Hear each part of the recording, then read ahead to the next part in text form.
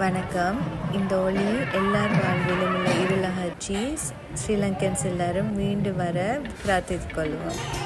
ஓம் சரவண பவ புக ஷண்முகனி எமை ஆண்டிடும்